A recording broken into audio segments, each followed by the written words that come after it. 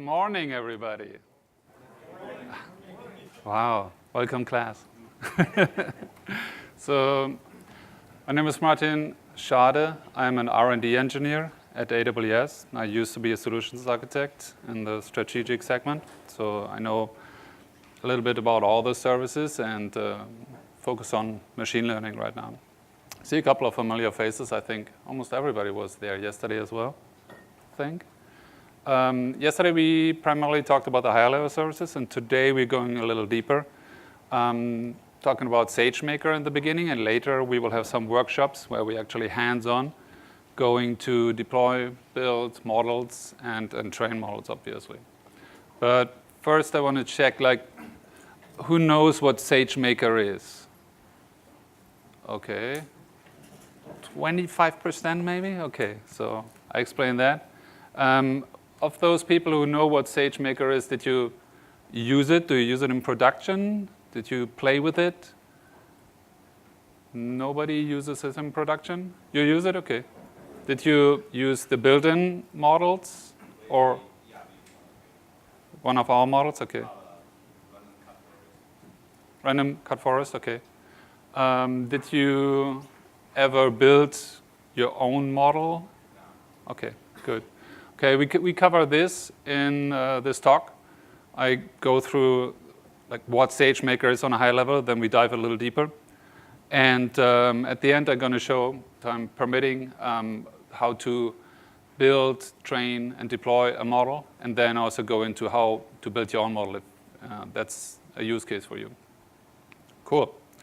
Excellent. This slide, the AWS machine learning stack you have seen yesterday. I marked Mechanical Turk a little in a different color because it's not a real machine learning service per se, but who knows what Mechanical Turk is? Everybody, did you use it, Mechanical Turk? No, not really, but we see customers use it quite frequently. Mechanical Turk is outside of AWS, so it's not one of the AWS services per se, but very often it's used to enrich data sets for supervised learning. So Mechanical Turk is essentially a tool set where you can submit jobs, and then we have humans, people, who are members of Mechanical Turk, and they just take those and they get a fee from you. It's really useful when let's say you want to tag data sets. So you don't have the manpower to do that. You submit it to Mechanical Turk. So I just want to point that out. When you do your own model building and you have data sets where you need humans to help you tag the data sets, Mechanical Turk is a great tool for that. And in this talk, we are going to cover SageMaker. And under SageMaker are the machine learning frameworks. So you don't necessarily have to use SageMaker in order to use the machine learning frameworks on AWS. But SageMaker makes it much easier to use those, to deploy those, and train those. Cool. So what is SageMaker? So 75% of the people here are interested in this. SageMaker is a fully managed platform that provides the quickest and easiest way for data scientists to train. Oops, something is going on here. Maybe it does it when I clap my hands. Oh, it's weird.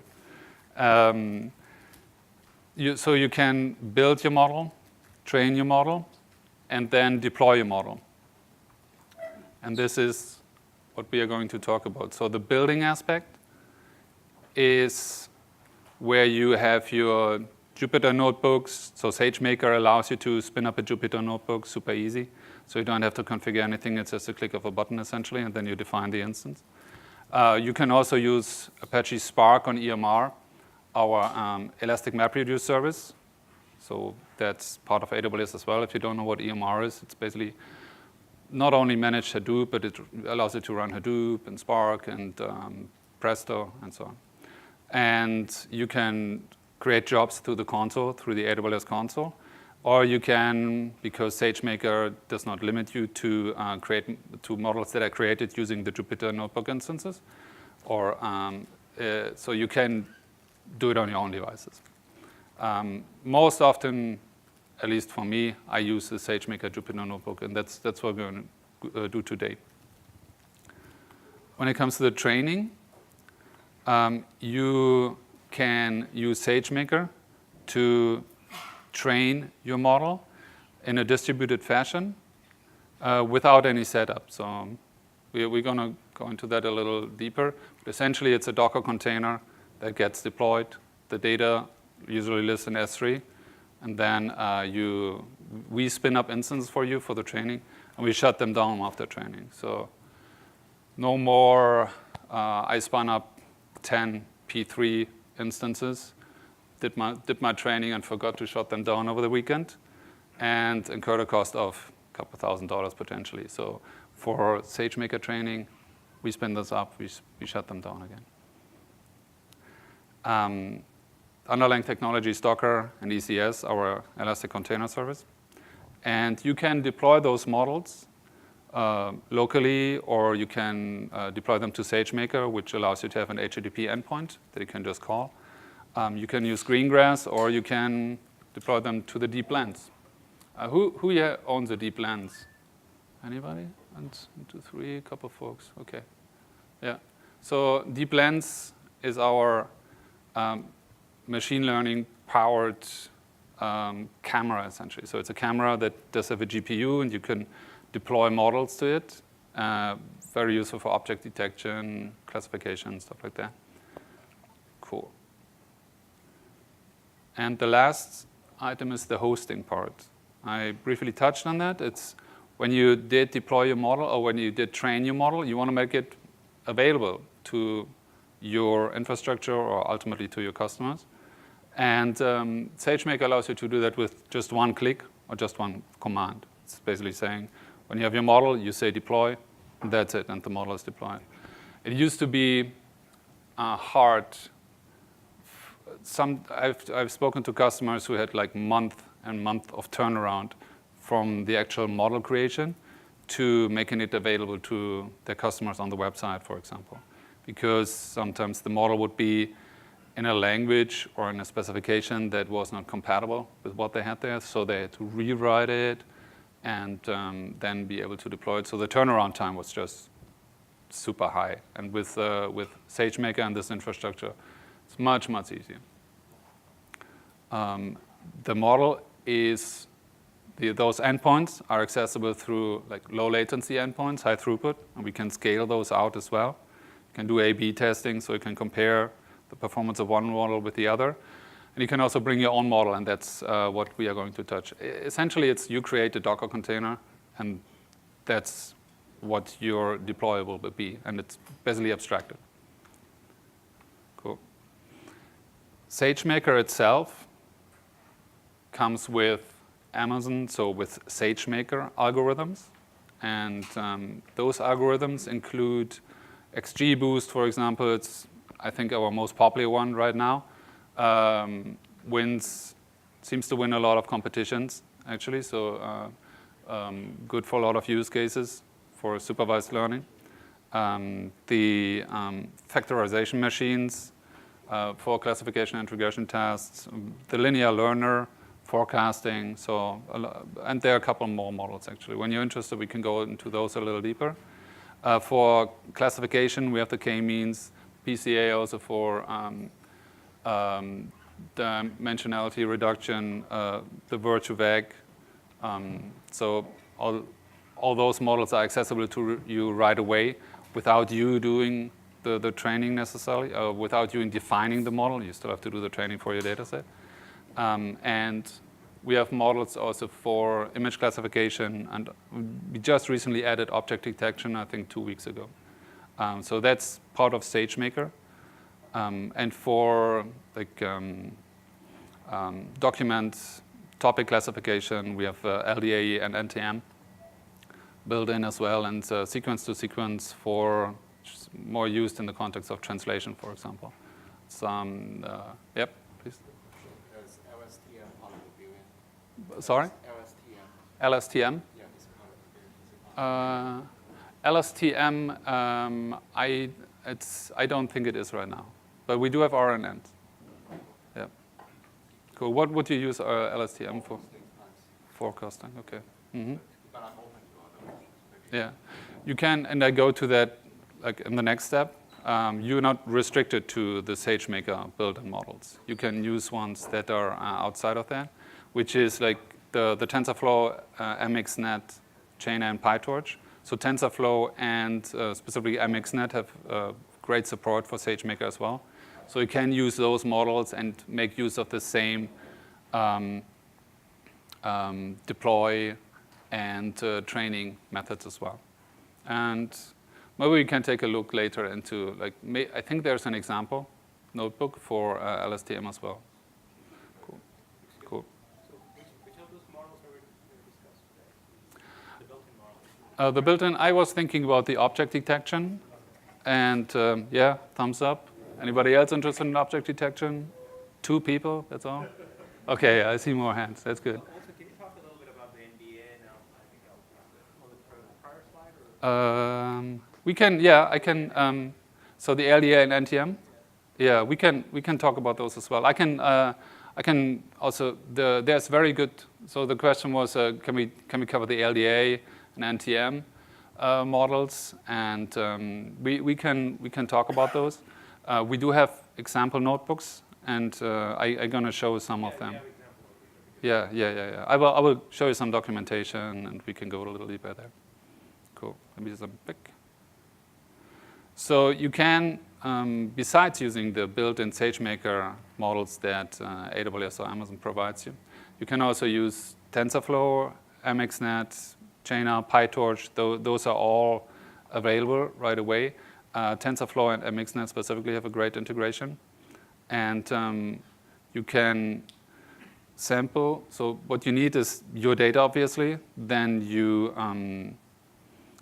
use the data to build the model based on like your requirements.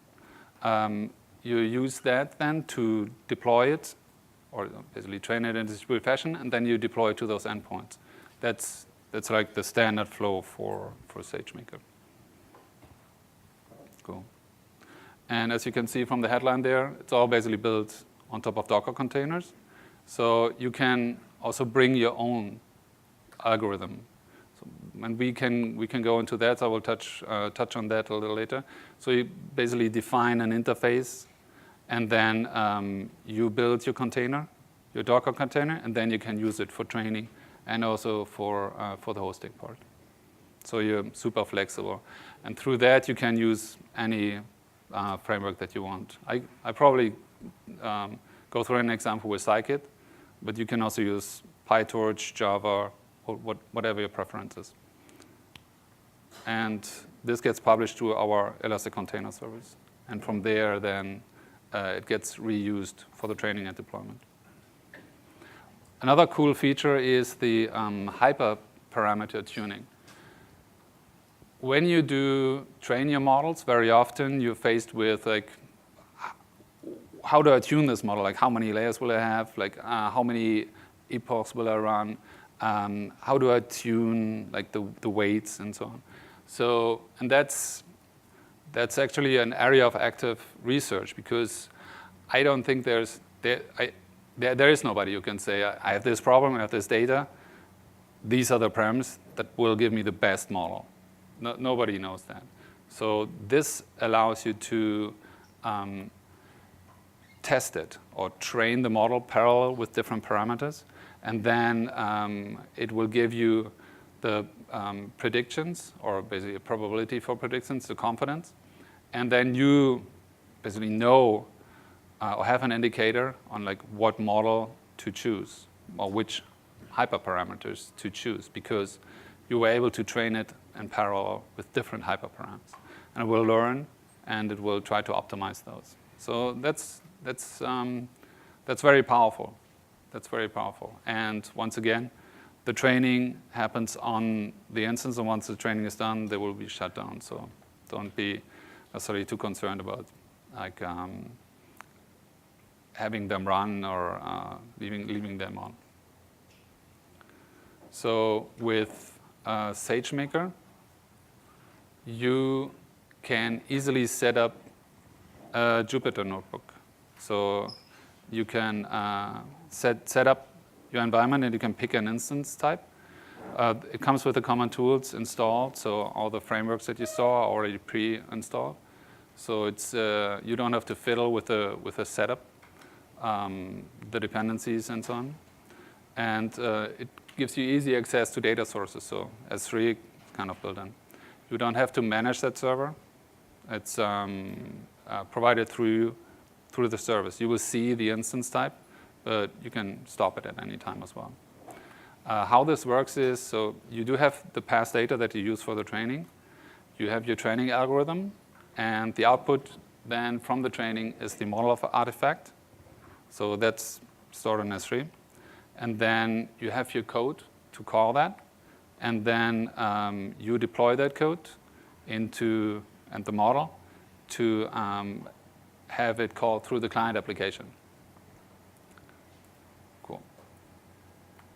And I think it will become more clear for the people who still are new to SageMaker how this works once we went through an example. Then it's pretty straightforward and easy. And then you can call the inference from the client application. Cool. As I mentioned, this is pay-as-you-go model. So for the Jupyter Notebook, you pay by the second. For the training, you pay basically for the time that the training is happening. When you use the SageMaker training, there's a fee for the data processing as well, for the data transfer. And there's a free trial as well to get you started without incurring any cost. So it's pretty cool. So there's no excuse not to use SageMaker and try it out, I would say. Starting is easy, as all with AWS, you just go through the console. There are examples. And probably the first step that you will do is create a notebook. Who knows about Jupyter notebooks? Everybody. That's good. I would expect that at a machine learning day. So you start a notebook, you create the notebook instance, you open the notebook instance, and then you will see this view. It's actually a little different right now. So here you see in folder sample notebooks. That's actually now a tab because we had so many of those, and we're adding more and more over time.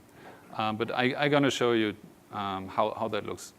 So you would look at the sample notebooks, you pick whatever you're interested in. In this example, it's a k-means MNIST data set or sample.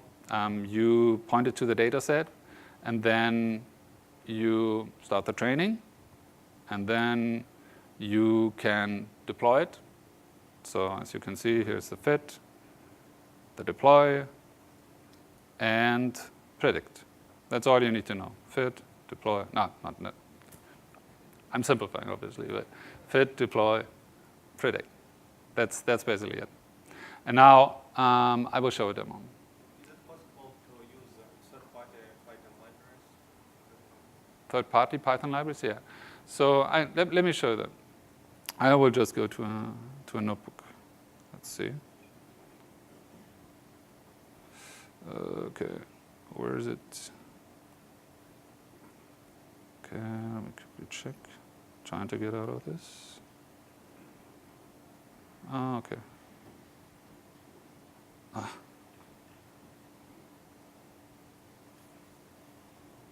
Okay, cool. I will switch the display to. It's already mirroring. That's cool. Okay. Let's see. Okay, this is what SageMaker looks like when you start it up. On the left-hand side, you have the different options. So the notebook is for the building. Then you have the training, and this is essentially the endpoints are for the deploy part. You start by creating a notebook instance. You just give it a name. Loved MLD.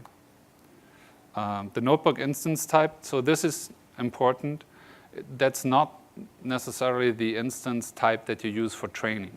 So you can have a very small instance type for your notebook, and when you do the training, you choose a P3 16XL with so much GPU power. So you don't necessarily choose a largest or a GPU instance type for the notebook instance, because it will incur costs and potentially costs that you don't need. So I don't want you to waste any money. So choose an instance type that's reasonable for a notebook instance, and for the training, choose one that's more powerful and depending on your model, on your algorithm that you use. Some are like more geared towards CPU, some need GPU or benefit from GPUs. But in our documentation, you will see that. So in this case, I just choose a T2 large. You will have a role. That's essentially the role that's attached to the instance, same as with EC2. And this determines what this notebook instance can do. If you don't give it access to S3, for example, it can't get can't get data from S3. So yeah, when you use SageMaker, it guides you through the process of creating one. And most likely you will have S3 access. You can share the endpoint. There's no concept when it comes to like access permissions or something like that, if that's a question. But yeah, you can share the endpoint. Anybody who has access to the console can go through that notebook, but there's no necessarily a concept where you have permissions on different folders and stuff like that, or permissions on like different sets. So yeah, but you can share that. Question: what is the smallest notebook instance type? The smallest? Yeah. That's easy to Save check. money, yeah. Save money, yeah, I like that. Save money. Looks like T2 medium is the smallest one. Yeah. Cool. But it goes up to MLP3 16XL, which is more expensive because we have lots of GPUs in that one, lots of power. There may be cases where you want to train also or test something on the notebook instance, but usually you don't need that. So let's just go for a small one. You can have encryption. You see options that are very similar to EC2 because it's underlying EC2, obviously. You can tag it, create the notebook instance, and that gets you started. You see, this is the one, the T2 large, that I had here. That's pending. So it will take some time to start up, get provision and everything. I have a couple of notebook instances that are already open here. I broke my own rules. So this morning when I did training, because one of the examples actually uses local training as well, that I went through this morning. Therefore, I used the P2 8XL, which is an instance with a GPU, because for the local training, it's just an example. It's basically comparing local training to distributed training on SageMaker. That's why I chose that. Cool. So you can have a couple of notebook instances.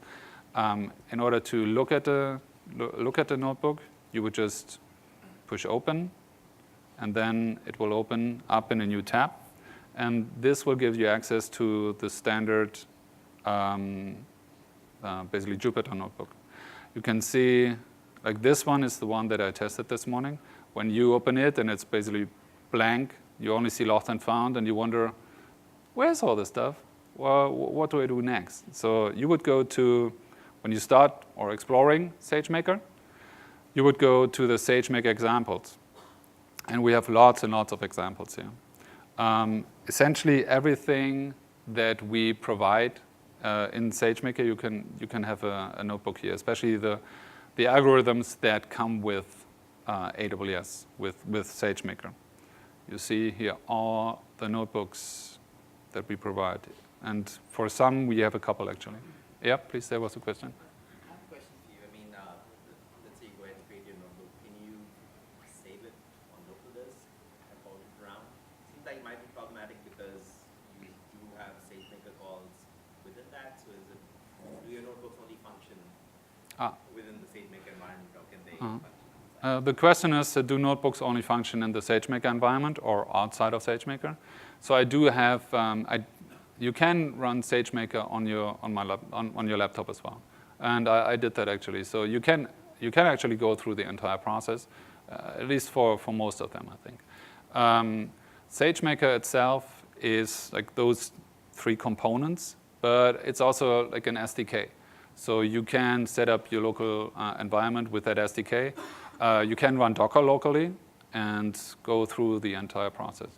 Assuming the other direction is 100%, like if you have a standard notebook, you can import that into SageMaker. That should Oh yeah, the question is, if you have an existing notebook, can you import that into SageMaker? Yes, you can. So say this Jupyter notebook environment is not necessarily specific to SageMaker. Think of it as an EC2 instance that comes basically pre-built with all the libraries and all the setup. Yeah, that makes it very easy. So when you have an existing notebook, you should be, unless you have some dependencies that are not built in, obviously. But you can also go into, let's say, the terminal, and then install your own dependencies. So you're very, very free when it comes to that. So. I have a question. Yep. What about storage secrets? Like you need to access something outside of SageMaker. How do you do that? That's a good question. So the question is storage secrets outside of SageMaker. Essentially, what you do in your Jupyter notebook is what you would do in, on an EC2 instance as well, or in your environment. It comes with a role attached, the role that you basically defined when you spun up the Jupyter notebook. And that role determines kind of what access you have to other AWS services, most specifically S3. So if you don't give SageMaker access to S3 or to certain like prefixes in S3 or certain buckets, you can restrict that in the role.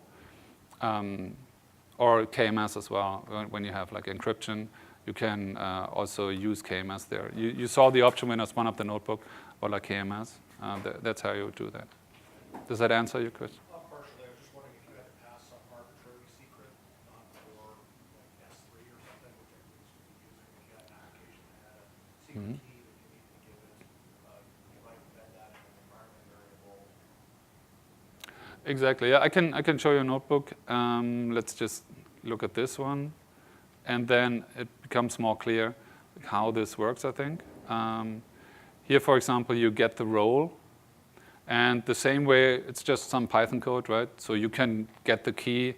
I would maybe, when you have secrets, use SSM, and then store it in the parameter store there, and then give the role access to that, and then so it's outside, or it's KMS for that.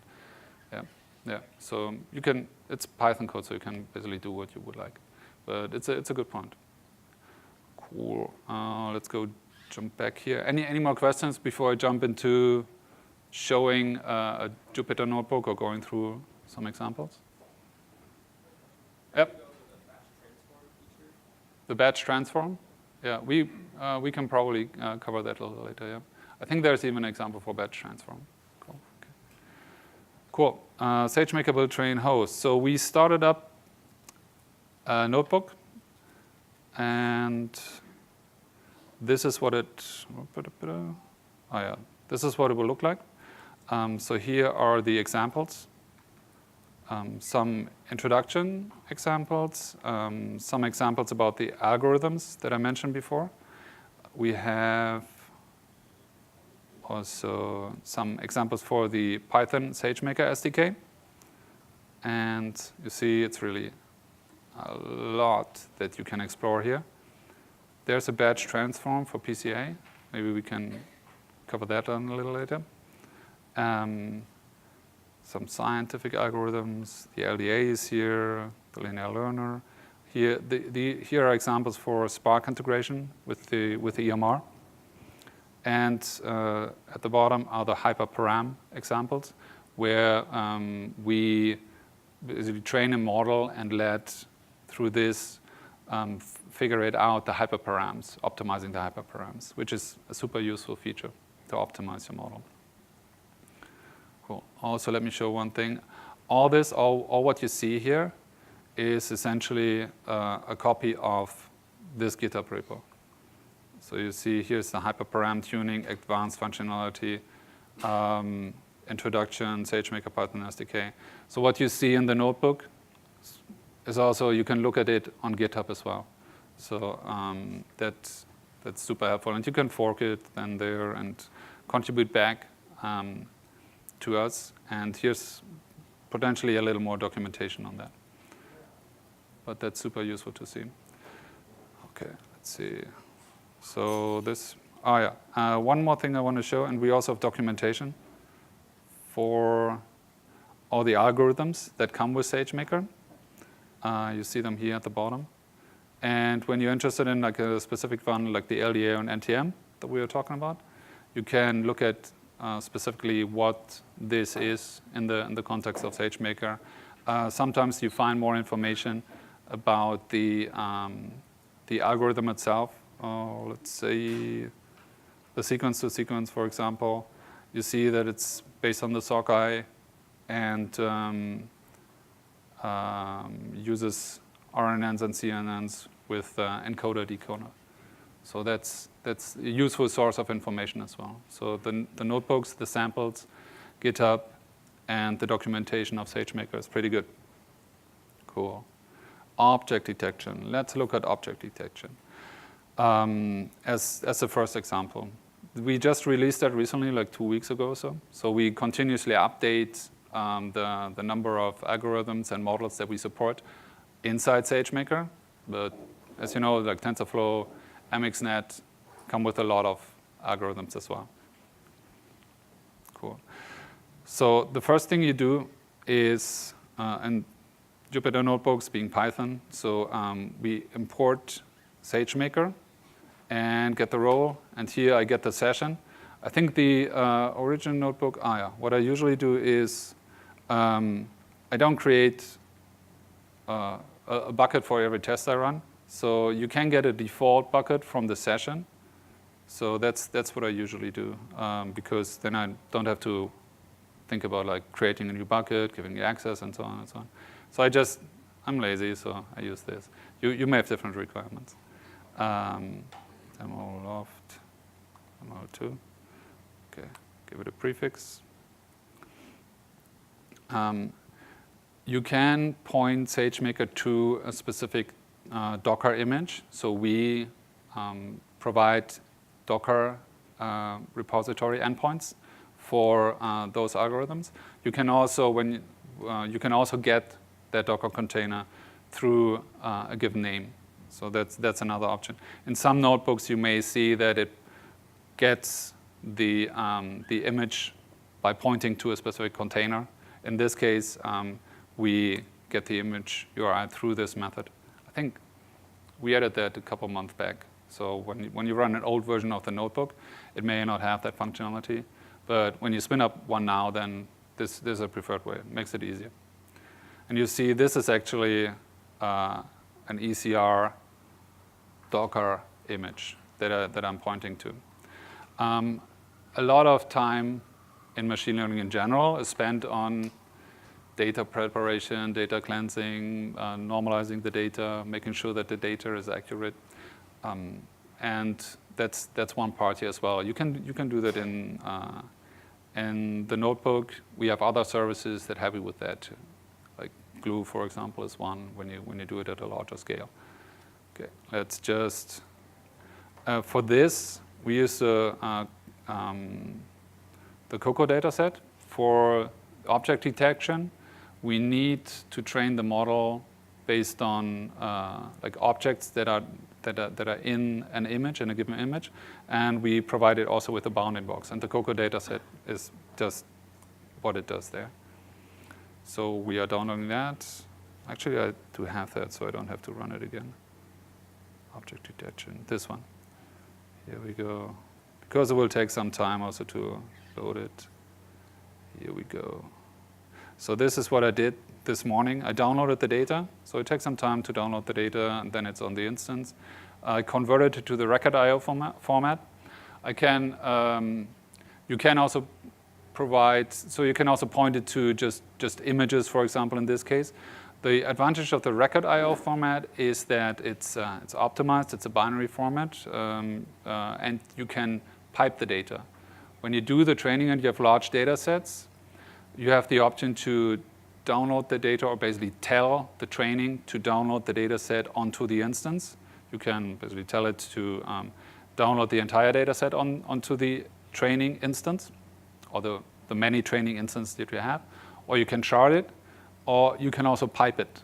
And I would say, where possible, try to pipe it, because then you don't have to copy the data to each of the instances. It will be much faster. So, and that's what the record I/O format allows you to do. And here I was converting it because the COCO data set is not in record I/O format, so I converted that. Here I create the list of the content, and then I upload it back to S3. Now I have the record I/O format that I want. I upload it back to S3. So it's not that much of like cleaning and cleansing. Usually you will probably have a little more there. But I was going for a simple example. This is the S3 output location. So when you do the training, the output of the training is the model. So where do you store the model? On S3. And that's what we define there. Here you define the estimator, and one param is the training image. The training image is the one that I got in the beginning. That's a Docker image. So let's jump up here. That's the one I got here. Yeah, that's a training image. So that basically defines what kind of algorithm I'm using. Training image. And in this example, we're not using the hyperparam optimization. This is the role for access to the data, because that's a role that will be attached to the training instances. And training instance count, in this case, is 1. I could have gone for like more, but because I started the training like half an hour before this talk, that's why I went with a big instance type. I want to make sure that this is done in time. And with this instance time, it took 9 minutes, I think, roughly. I can look at the job. With like a smaller, its scale is almost linear. So with a smaller instance type, would have not been done in time, most likely.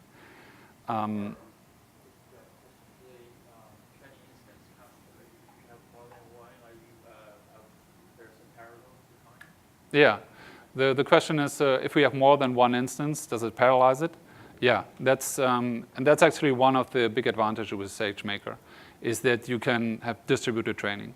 So I could have said 100, and ideally, or theoretically, in a lot of cases, the training will just be faster when you have more instances. There could be some side effects on how it affects the model that you generate. Yeah, they coordinate, and because you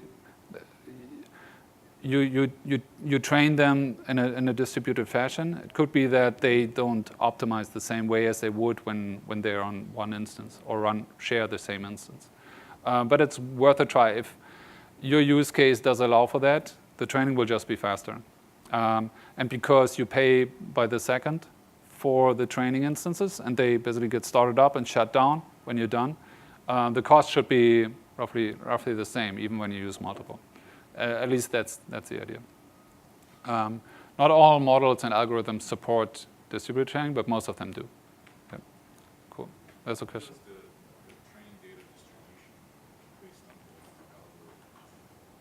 Oh, the training data. The question is, how does the training data distribution work? You have the option to you define the partitions, how to distribute the training data, or you have fully distributed, meaning that every training instance gets the full data set. So those are the two options, yeah. And then you can pipe it as well. Yeah, that's a good question. Okay, we define more questions on this? Okay, good. We define this. We define our hyperparams on the model. In this case, we use a ResNet 50 with the gradient descent optimizer. And here we then go to the where the data is. So you need to point it to training data, validation data. And those are the channels that you define for your data to come in. And down here, we see the fit method. That's the key. That's what will kick off the training. spin up the training instances. You see the inputs are the data channels, and we turn on logs true. That's essentially all we do. Here, and you see the Docker container got kicked off with the information to train. When we build our own Docker container with our own implementation and our own setup and own algorithm, then you will see that it's actually the same Docker container for training and for serving, for hosting the content. So that's why there's this argument train in this case, so that we know in the container we have to train the model. Cool. So we got the fit. Now we got the deploy. Here's the deploy. What this does is ultimately it spins up an instance, and on that instance is a web server and the model. So you can call that endpoint, and then you run the inference essentially. So it's super easy, straightforward. And this running on AWS will scale out when there is more demand, and you can define those scaling routes as well. Yeah, question?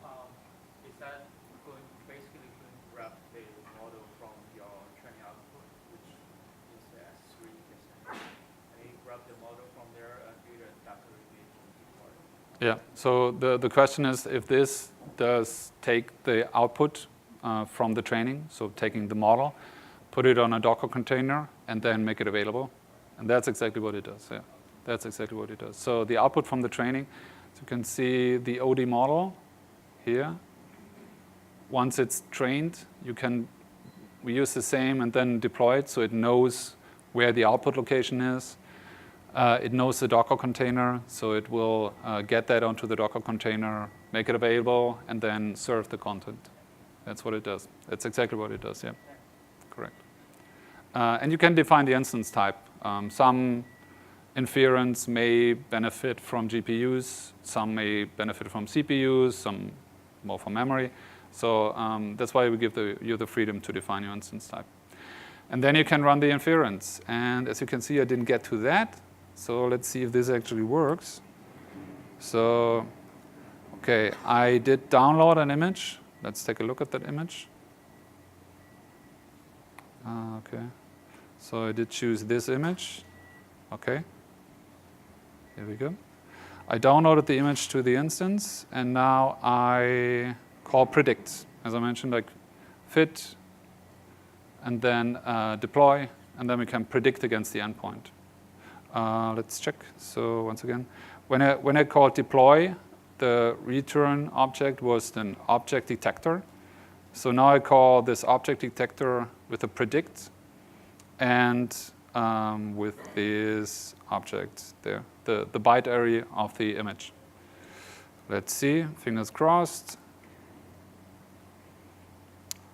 This is impressive, isn't it? So let's render it. Let's render the visualization. You cannot tell if this makes any sense, but you can.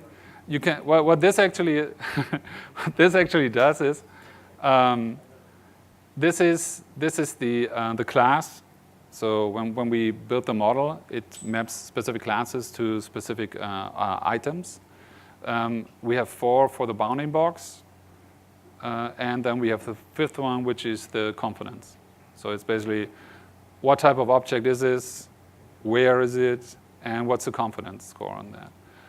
And we have some that have a lower confidence score, so we're going to filter those out because we don't want to show everything. And that's what this method does. So it will read the file, iterate over the detections. We have a threshold, which is defined. I think we pass it in. Alpha threshold. I think we do that later. There's a threshold. And here we define the method. So we filter out everything with that threshold. And then we draw those bounding boxes. That's what we're going to do here. And this is just defining the method. And here we have those categories, those classes that I did mention before. See, 1, 2, 3. I think it's a 0. 1, 2, 3, 4, 5, 6, 7, 8, 9, 10, 11, 12, 13, 14. 13, 14, 15, 16, 17. We'll see what it is. Okay. Okay, and here we call the method that we defined earlier. Let's see what this method does. This is calling the endpoint. So what this does is now, oh, come on, show me an image. Let's see. Yeah, there you go. What this does is it sends the byte array to this HTTP endpoint, and then it should build some bounding boxes there because we had this. Let's see. Maybe I have to run the detection again. Usually it does like the persons there. Let's see. I missed something. I obviously know that it did detect something here. Let's see. I think there was one. Predictions. Object categories, prediction. Check. Okay. Yeah, I only have 10 minutes left, so I'm gonna debug that a little later. But what you you can see that it did predict. It's just not rendering the bounding boxes here, and we'll figure out why that is. So what you would see is then bounding boxes around the motorcycles, identifying it as motorcycle, and around the persons as well. Cool. I only got 10 minutes left. Why do you have the object categories array? Do you have a service that you can point to? Why did you hard code like that?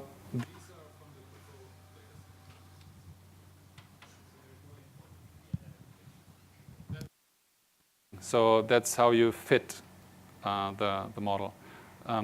You could train your own model with your own categories. It's just the Cocoa data set does have this basically pre-baked. Yeah. The question was, where did I get those categories from? And those are categories from the Cocoa data set.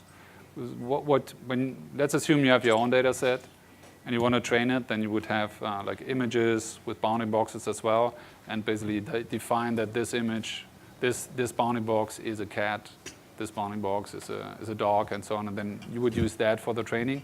And that's also what you would then get back. Yeah. It's just mapping the numbers to the actual object types. Okay, cool. Should I go very quickly into building your own Docker container, or do you have questions? So what would you like? Building own container. Own container? Yeah. Okay, good. I'm going to go through that very quickly. So this model was using a container provided by AWS, provided by SageMaker, and that was here. So here we got essentially the container that does object detection. We got the latest version. You can build your own container with your own algorithm and your own methods there, which is pretty powerful, because then you're basically free to do whatever you want there. And we do have an example, and it's called scikit bring your own. Let me make that a little larger. Okay. Here it talks a little bit about permissions. So once again, because you will build and deploy a container from your Jupyter notebook, from that EC2 instance, it needs to have access to ECR, our container repository. And you will just need to add that. In this example, it's the implementation of the model is very simple. It's just a decision tree with this iris data set. And what you need is, let's go to the Docker file. I don't have that much time. What you need to define is essentially a train method and a serve method, because one will be used for training and the other for serving. Let's go through the code. And what they look like is, example, scikit in your own container. Yeah. So you define those as a decision tree. The train method looks like this.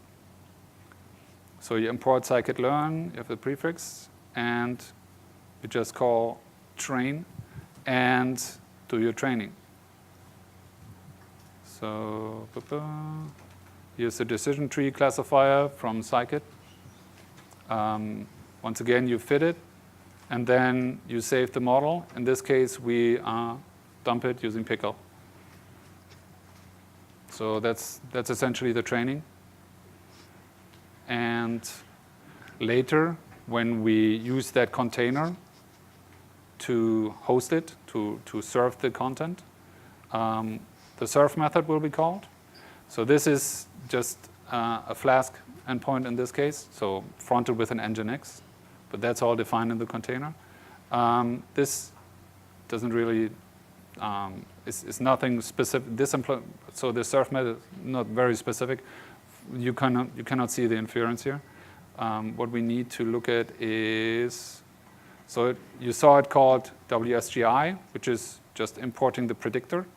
And the predictor then has a class defined where we get the model and where we can call the predictions. And the rest is just a simple Flask application.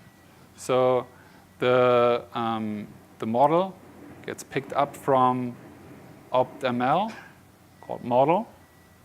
That's what we use to get the model here. And then later when we call predict on the model, it's just a matter of getting the model, so basically this, and calling the prediction. That's it. All we need is an invocations endpoint that then calls the prediction, and a ping method for the health check. Because we want to run this as a highly available service, so we do health checks against it, and therefore you need the ping method as well. So this is kind of the contract that you need. Let me quickly show what that looks like here. So you would start by defining a Docker container. This reference container here is Ubuntu 16.04. Uses that as a starting point. When you use, or when you want to deploy on, or either for the training or for the prediction, want to use a GPU-based one, then you have to make sure that it's like based on the NVIDIA one. Here you see how we create the container, basically having all the dependencies in there. Here we copy the code that I just showed into the op program, set the work to op program. And later, during training and during serving, it will be called with a param, train or serve. And this is how the container knows what to run, training or serve. Cool. This is a shell script then that helps you, or makes it easy to basically build the container and push out the container to ECR. And that's what we did here. And this is setting up the environment for the Jupyter notebook. We create the session, the work dir, blah, blah, blah. And here we reference the image, same as we did with the example with object detection. We did reference an image. It was just an image that AWS SageMaker did provide. Here we reference the image that we built, that we just created. And we run fit on that again, meaning that it will be called with train. So we execute the train method that we defined earlier. Below here you see the billable seconds were 31. So that basically was only a couple cents. And SageMaker was so nice to bring up the instance and shut it down for us, so we don't have to worry about like instances idling around. Once again, we can, so once after we call fit, we call deploy and define the instance type. And then we just some data preparation. This is the iris data set. And then we can run the prediction on that CSV. And can run the prediction again. The endpoint should still be there. This takes as an input CSV and outputs the predictions for different flower types, essentially. Cool. And that's how you build and deploy your own model. We will have some sessions later on like hands-on sessions. And that's from my experience, I mean, in general, when you talk about IT and programming development and so on, that's how you learn. So play around with the notebooks. The notebooks are a great starting point. There's a lot of documentation out there as well. Machine learning, AI, it's a super vast field, so many different use cases. It's a super exciting field, therefore, as well. A lot of research going on. SageMaker makes it a little easier, or a lot easier, I think, because it hides the underlying complexity of like getting from your idea from your notebook through the training and then actually using those models that you did create. Okay. Cool. Yep. One is that all those notebooks, is that specific to your account or is that open? So the question was if all those notebooks are specific to my account or open to everybody. Open to everybody. As soon as you start up a Jupyter notebook instance or a notebook instance using SageMaker, you will have the exact same setup as I have. And the GitHub repo is also public. So all the code is available there as well. Yeah, GitHub URL. The question was, what's the GitHub URL? And it's AWS Labs, Amazon SageMaker examples. So this is the one. And I think they're called Amazon SageMaker examples in the notebook as well. Yeah, SageMaker examples, okay. Okay, good. When you search for any of the notebooks that any of the examples that you find in the notebook, you will find that easily. So use your favorite search machine to do that. Okay, cool. Okay. Yeah, another question. Two of us over here are struggling to create a notebook instance and around the role. Can you give us a tip about what role to select or how to create the role? Yeah. Sure. So the question is about starting up notebook instance and what role to select. We will need to do that in the next session. I will stop by. Yeah, Okay, cool. The role should actually be already there, but we can look into that and create one. Yeah. Cool. Okay. 11 on the spot. So no more questions. Perfect timing. Thank you very much. Thanks. Cool.